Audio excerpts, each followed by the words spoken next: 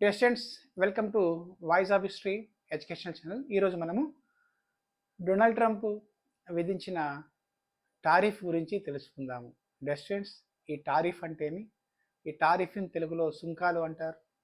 మరి Donald Trump ఇండియాపై ఎందుకు అత్యధిక సుంకాలు, అత్యధిక టారిఫ్ విధిస్తున్నారు అనే విషయాన్ని మనం ఈరోజు తెలుసుకుందాం. డియర్ స్టూడెంట్స్, టారిఫ్ అంటే ఏమి అసలు? మరి పూర్వకాలంలో ఈ సముద్ర దొంగల నుంచి వస్తువులను కాపాడడానికి ఆయా దేశాల్లో సరిహద్దులు కాపలా కాస్తూ కొంత ట్యాక్స్ వసూలు చేసేవారు టారిఫ్ రూపంలో. అంటే పూర్వకాలంలో సముద్ర వ్యాపారం బాగుంటుంది కాబట్టి ఆయా దేశాలు వాళ్ళ సరిహద్దుల్లో కొంత కాపలా గస్తీ కాస్తుండే. ఈ గస్తీ కాస్తున్నందుకు కానీ ప్రతిఫలంగా ఈ యజమానులు వాళ్ళ కొంత ట్యాక్స్ కట్టేవారు. దీన్ని టారిఫ్గా పిలిచేవాళ్ళు. అయితే కాలక్రమేణా వ్యాపారం అభివృద్ధి చెందిన తర్వాత వివిధ దేశాలు ఉత్పత్తులు ఆయా దేశాల ఉత్పత్తుల ఎగుమతులు దిగుమతులపై విధించే ట్యాక్స్నే టారిఫ్స్ అంటాము. అంటే ఆయా దేశాల ఎగుమతులు మరియు దిగుమతులపై విధించే ట్యాక్స్ను టారిఫ్ లేదా సుంకాలుగా పిలుస్తాము. మరి డొనాల్డ్ ట్రంప్ ఉన్న పలంగా భారతదేశాన్ని బెదిరిస్తూ 25% ఈ రోజు నుంచి అమలైంది. అంటే ఆగస్టు 7 నుంచి 25%, అదేవిధంగా ఆగస్టు 27 నుంచి మరో 25% కలిపి టోటల్ 50% ఇండియన్ దిగుమతులు మరియు ఎగుమతులపై టారిఫ్ విధిస్తూ ఆయన నిన్న సైన్ చేయడం జరిగింది. బుధవారం నిన్న ఆగస్టు 6వ తేదీ నాడు ఇండియాపై 50% టారిఫ్ విధిస్తామని చెప్పేసి ఆయన నిన్న సైన్ చేయడం జరిగింది. ఓకేనా. ప్రజెంట్ ఇండియాపై అన్ని వస్తువులపై ఎగుమతి దిగుమతులపై 25% టారిఫ్ ఉంది. అదేవిధంగా ఆగస్ట్ 27 నుంచి ఇండియాపై మొత్తం 50% ఈ సుంకాలు విధిస్తామని ఇండియాను బెదిరించడం జరిగింది.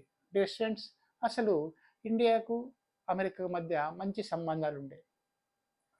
ఎప్పుడైతే ఉక్రెయిన్ మరియు రష్యా యుద్ధం జరుగుతుందో దాన్నే సాకుగా చూపి ఇండియా వాళ్ళు రష్యా నుంచి పెద్ద మొత్తంలో ఆయుధాలు దిగుమతి, పెద్ద మొత్తంలో చమురును దిగుమతి చేసుకుంటున్నారు. అదేవిధంగా ఆయుధాలను దిగుమతి చేసుకుంటున్నారు. ఓకేనా. ఈ ఆయుధాల దిగుమతి, ఈ చమురు దిగుమతి వల్ల రష్యా ఆర్థికంగా బలవంతంగా అయిపోతుంది. అదేవిధంగా ఈ వచ్చిన ఈ డబ్బుతోని కానీ వచ్చిన సంపత్తో కానీ వాళ్ళు ఆయుధాలు పెద్ద మొత్తంలో ఉత్పత్తి చేసి ఉక్రెయిన్లో చావులకు ప్రధాన కారణమని చెప్పేసి డొనాల్డ్ ట్రంప్ యొక్క ప్రధాన ఆరోపణ. అంటే మనము రష్యా నుంచి దిగుమతి చేసుకున్న వస్తువులను వాటి వల్ల రష్యా వాళ్ళు ఆర్థికంగా పరిపుష్టి చెంది వాళ్ళు ఆయుధ ఉత్పత్తి చేసేసి మన డబ్బుతోనే, అంటే ఈ రష్యా వాళ్ళు ఉక్రెయిన్పై యుద్ధం చేసి వాళ్ళ సైనికులను, సాధారణ ప్రజలను చంపుతారని చెప్పేసి డొనాల్డ్ ట్రంప్ ఒక పెద్ద ఆరోపణ చేయడం జరిగింది. అంటే ఇండియా రష్యా నుంచి ఆయిల్ దిగుమతి చేసుకోవడం వల్ల ఈ మనం వాళ్ళకి డబ్బు చెల్లించడం వల్ల ఆ డబ్బులతోనే వాళ్ళు ఆయుధాలు ఉత్పత్తి చేసి ఉక్రెయిన్పై దాడి చేసి సైనికులను, సాధారణ ప్రజలను చంపుతున్నారని డొనాల్డ్ ట్రంప్ యొక్క ప్రధాన ఆరోపణ. స్టూడెంట్స్, అయితే డొనాల్డ్ ట్రంప్ ఆరోపణ ఇంతవరకు నిజం లేదు. అందులో అది పచ్చి అబద్ధం. ఎందుకంటే అమెరికా కాన్సెప్ట్ బేస్ ఒకటే ఉంటుంది. ఏ దేశమైనా అభివృద్ధి చెందుతుంటుంటే, ఏ దేశమైనా అమెరికాకు అన్ని రంగాల్లో పోటీ ఇస్తే ఆ దేశాన్ని తొక్కడం అమెరికా వాళ్ళకు అలవాటే. ఎందుకంటే 1940స్లో జపాన్ వాళ్ళు అద్భుతంగా పురోగమనం పొంది అమెరికాకు ధీటుగా వాళ్ళ ఆయుధ ఉత్పత్తులు కానీ, కాళ్ళ పరిశ్రమ కానీ, అంటే పారిశ్రామికంగా ఎంతో అభివృద్ధి చెందింది. ఒకనొక సందర్భంలో కాళ్ళ ఉత్పత్తిలో అమెరికాను కూడా దాటేయడం జరిగింది. సో అలా దాటేస్తున్న సమయంలోనే అమెరికా వాళ్ళు 1945లో వాళ్ళ దేశంపై అటాం బాంబులు వేసి సర్వనాశనం చేయడం జరిగింది. అయినా జపాన్ వాళ్ళు కోలుకొని 80s, 90s, 2000 సంవత్సరం వరకు అమెరికాకు ప్రధానమైన అంటే పారిశ్రామిక రంగంలో ప్రధానమైన శత్రువుగా మారింది. సో వాళ్ళపై అనేక ఆంక్షలు విధించి వాళ్ళని తొక్కడం జరిగింది. నెక్స్ట్ 1945 నుంచి 1990 వరకు సేమ్ రష్యాపై ఈ విధంగానే ఆంక్షలు విధించి రష్యాను డివైడ్ చేయడం జరిగింది. వీళ్ళ ద్వారానే రష్యా సుమారు 16 రాజ్యాలుగా విడిపోవడం జరిగింది అమెరికా యొక్క పాలసీ వల్లనే. అదేవిధంగా 1990 నుంచి 2000 వరకు చైనా వాళ్ళపై అనేకమైన ఆంక్షలు విధించి వాళ్ళ వ్యవస్థను కూడా కొలాప్స్ చేయడం జరిగింది. అంటే అమెరికాలో ఏం జరిగినా ప్రపంచవ్యాప్తంగా అన్ని స్టాక్ మార్కెట్లు కుప్పగొలుతున్నాయి. డియర్ స్టూడెంట్స్, ఈ డొనాల్డ్ ట్రంప్ వేసిన 50% సుంకాలు, ట్యాక్స్ ఇండియాకి కాక అమెరికా ఆర్థిక వ్యవస్థ పతనానికి కూడా కారణమవుతుంది. ఇది ఏ విధంగానో ఇప్పుడు చెప్తాను. డియర్ స్టూడెంట్స్, మనం క్లాస్ స్టార్ట్ చేద్దాం. డొనాల్డ్ ట్రంప్ సుంకాలు టారిఫ్స్ అంటారు. చెప్పిన మనం పూర్వకాలంలో ఈ సముద్ర దొంగల నుంచి వస్తువులను కాపాడడానికి ఆయా దేశాలు సెక్యూరిటీ కల్పిస్తుండే, ఆ సెక్యూరిటీ కల్పించిన నిమిత్తాన్ని అలా కొంత రాయల్టీ ఇస్తుండే, దాన్నే టారిఫ్గా తెలిసేవాళ్ళం. కాలక్రమాన ఈ అభివృద్ధి దేశాలు అభివృద్ధి చెందడం వల్ల ఈ ట్యాక్సులు ఎగుమతి దిగుమతులు మీద ట్యాక్సులు వేసుకునేవారు, దాన్ని సుంకాలు టారిఫ్స్ అంటాం. So present world wide burning topic అయిన ఇండియాపై 50% ట్యాక్స్ డొనాల్డ్ ట్రంప్ విధించాడు. అది ఆగస్ట్ 27 నుంచి అప్లై అవుతుంది. 25% ఈ రోజు నుంచి, అంటే ఆగస్ట్ 7 నుంచి.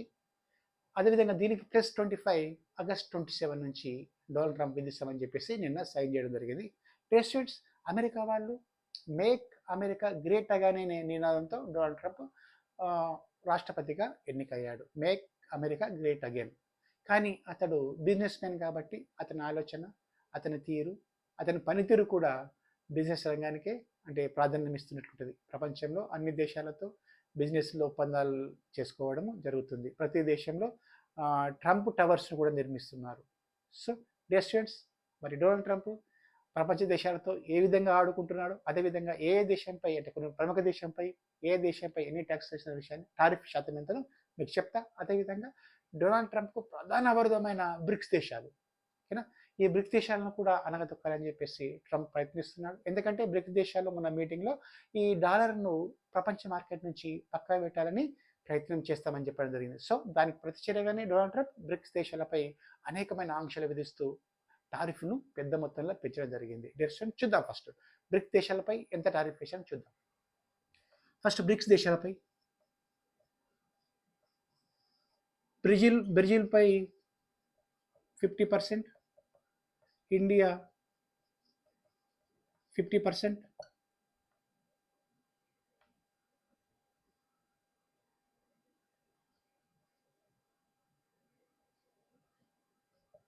అదేవిధంగా చైనాపై 30%, సౌత్ ఆఫ్రికాపై 30%.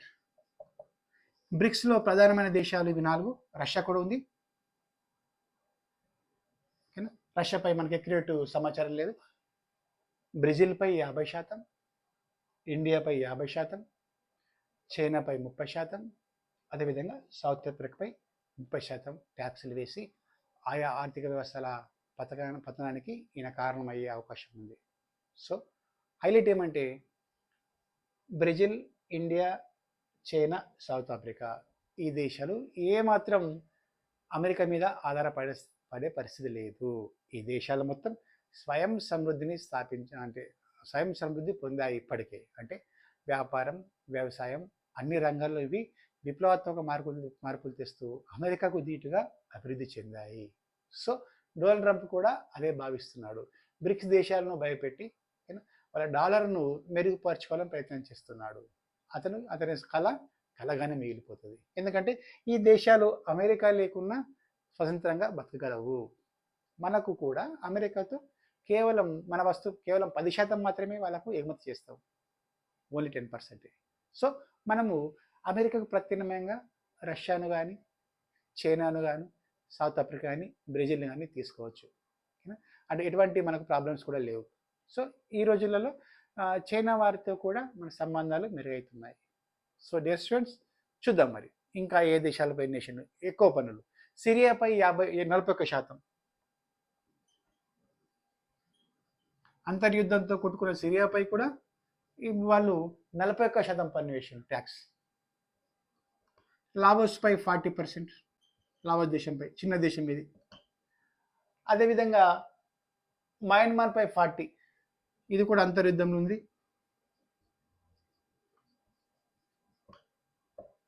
అదేవిధంగా మనకు స్విట్జర్లాండ్, ఇది చిన్న దేశం, 39%, స్విస్ 39%. ఇక హైలైట్ విషయం ఏమంటే మన సరిహద్దు దేశాలు బంగ్లాదేశ్పై 20%, శ్రీలంకపై 20%, పాకిస్తాన్పై 19%, ఆఫ్ఘనిస్తాన్ 15%. బంగ్లా 20%, శ్రీలంక 20%, పాకిస్తాన్పై 19%, ఆఫ్ఘనిస్తాన్పై 15%. మన సరిహద్దు దేశాలపై కూడా చాలా తక్కువ ట్యాక్స్ వేసి టారిఫ్లు విధించారు. కానీ ఇండియాపై 50% ఎందుకోసం వేసిండు? ఓకేనా, నేను చెప్పిన కదా, అమెరికా వాళ్ళది అంటే ఆధిపత్య ధోరణి. వాళ్ళు ఏ విధంగా వాళ్ళ మైండ్ సెట్ ఏమంటే, వాళ్ళకు ప్రత్యామ్నాయంగా ఏ దేశాన్ని ఎదగనివ్వరు. ఒకవేళ ఎదిగే పరిస్థితి ఉన్నా వాళ్ళని తొక్కేస్తారు. 1940 నుంచి వాళ్ళ పాలసీ ఇదే. 1940 నుంచి 2025 వరకు వాళ్ళ పాలసీ ఇదే. సో ఫస్ట్ జపాన్ను, తర్వాత రష్యాను, తర్వాత చైనాను, తర్వాత ఇండియాను. ఏ దేశం అయితే వాళ్ళకు పోటీ వస్తుంది అనుకుంటారో ఆ దేశాన్ని తొక్కేయాలనేది అమెరికా వాళ్ళ. డొనాల్డ్ ట్రంప్ ఉన్నా అంతే, డొనాల్డ్ ట్రంప్ లేకపోయినా అంతే ఉంటుంది వాళ్ళ పాలసీ. ఇది వాళ్ళ పాలసీ విధానమే అంతే ఉంటుంది. ఏ దేశాన్ని ఎదురనివ్వరు. ప్రపంచంలో పెద్దన్నగా ఎప్పుడు ఉండాలని వాళ్ళే భావిస్తారు. డిస్టెన్స్ ఈ డొనాల్డ్ ట్రంప్ వేసిన 50% టారిఫ్ వల్ల మన దేశంలో మన ముఖ్యంగా వస్త్ర పరిశ్రమ, అదేవిధంగా ఆభరణాల పరిశ్రమ, రొయ్యల పరిశ్రమ, తోలు పరిశ్రమ, పాదరక్షణ పరిశ్రమ, జంతు సంబంధిత పరిశ్రమ, అదేవిధంగా విద్యుత్ పరికరాలు, అదేవిధంగా రసాయన సామాగ్రి, ఇవి ప్రధానంగా నష్టపోయే అవకాశం ఉంటుంది. ఓకేనా, ఈ రంగాలపై మనది అంటే ఫార్మా కంపెనీ కానీ ఇంకా వీటిపై పడలేదు ట్యాక్స్. 25 ఉన్నది. ముఖ్యంగా దుస్తులు, పెద్ద మొత్తంలో అమెరికా ఎగుమతి దుస్తులు, మరి జేమ్స్ ఆభరణాలు, అదేవిధంగా పాదరక్షలు, తోలు సంబంధిత వస్తువులు, మరి రొయ్యల బిజినెస్, రొయ్యలది పెద్ద మొత్తంలో వాళ్ళకు ఎగుమతి చేస్తాం మనం. అదేవిధంగా విద్యుత్ పరికరాలు, రసాయన పరికరాలు, వీటిపై పెద్ద మొత్తంలో ఎఫెక్ట్ పడే అవకాశం ఉంటుంది. రెస్టారెంట్స్ డొనాల్డ్ ట్రంప్ వేసిన 50% టారిఫ్ వల్ల ఇండియాకు వచ్చే నష్టం ఏం లేదు. కానీ అదేవిధంగా అమెరికా వాళ్ళు కూడా చాలా నష్టపోయే అవకాశం ఉంది.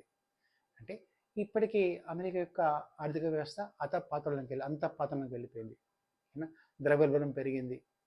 ద్రవ్యలోటు కూడా పెరిగింది వాళ్ళ దేశంలో. డాలర్ కూడా, అంటే డాలర్ను ప్రపంచ దేశాలు మొత్తం వ్యతిరేకిస్తున్నాయి.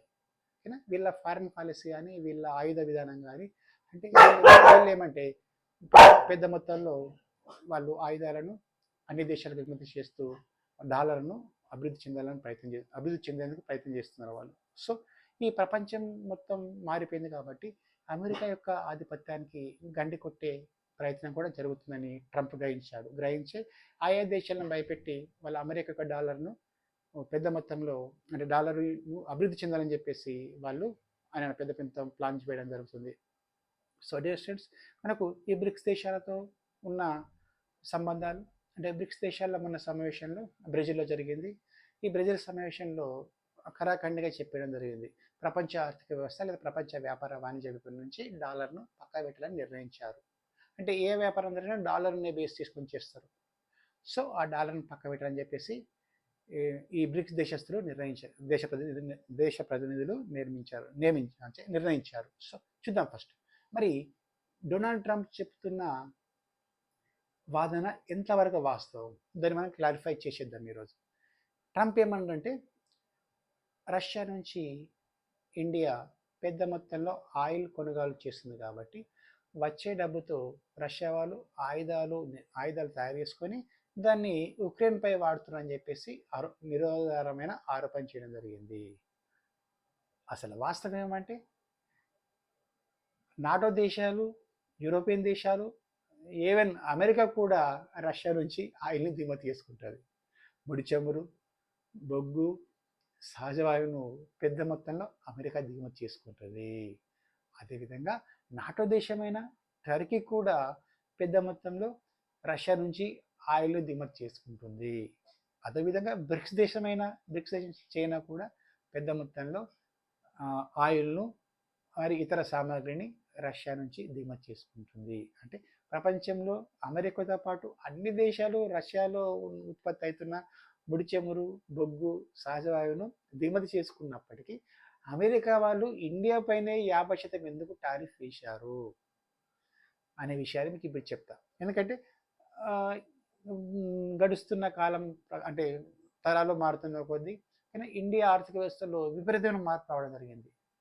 ప్రపంచంలో అన్ని ఆర్థిక వ్యవస్థలను తోసిరాసి, అంటే ప్రజెంట్ ప్రపంచంలో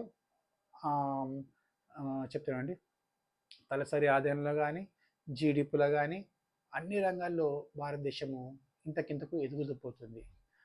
విదేశీ వ్యాపారం కానీ, వాణిజ్యం కానీ, ఆయుధాల ఉత్పత్తి కానీ, అంటే ఆయుధాల స్వయం సమృద్ధిని స్థాపించడం ఈ అమెరికా వాళ్ళకు నచ్చడం లేదు.